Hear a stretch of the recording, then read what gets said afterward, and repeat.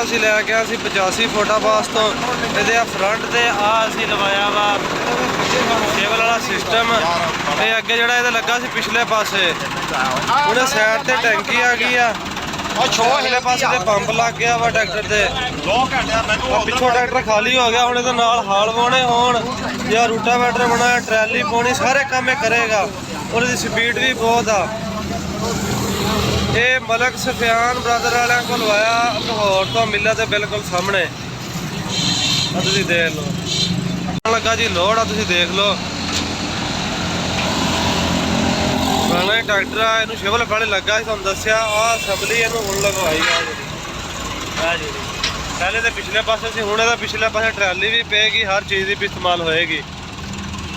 अगे tractor cotton fat च खड़ा रहिंदा सी, काम करके नरमे का दड़े दुड़े ला के बाद च कोई काम नहीं। हुण कोई काम भी लिया जाता वा कि पिछों हाल हुल वाए, ट्रैली भी पाएगा, पिछे अपना शिवल का काम मुकम्मल करेगा। पिछले लैंका खाली हो गया, नाल लैंका पैणियां पिछले पासे दे। तो तुहानूं दिखाउने इहदी लोडिंग आउण लगा जी लोड ट्रैक्टर।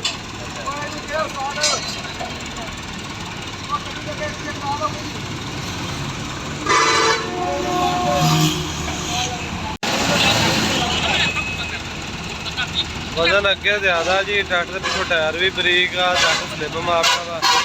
देखते हैं भाई एक्सपर्ट आ, डेली ये काम करता है, दोनों चढ़ाउण लगा।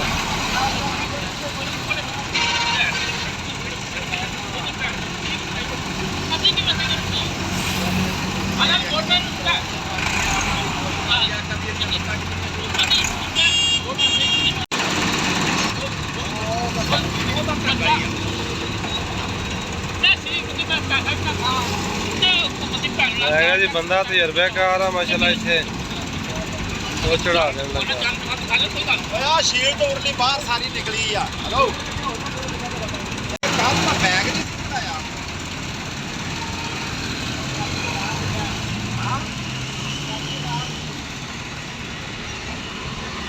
देख के खोली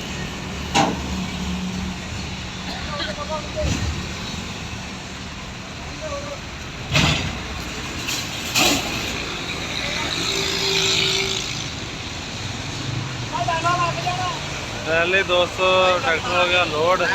दोस्तों साढ़े वास्ते भी दुआवां करियो, तो आपके वास्ते भी सारे भैन भरावां वास्ते सानू याद रखियो, साढ़े चैनल को सबसक्राइब करियो, तो वीडियो को लाइक करियो। दुआवां जरूर हर बंदा याद रखियो किसी भैन भरावां नूं। इस नाल थोड़ी सुनिया इजाजत, अल्लाह।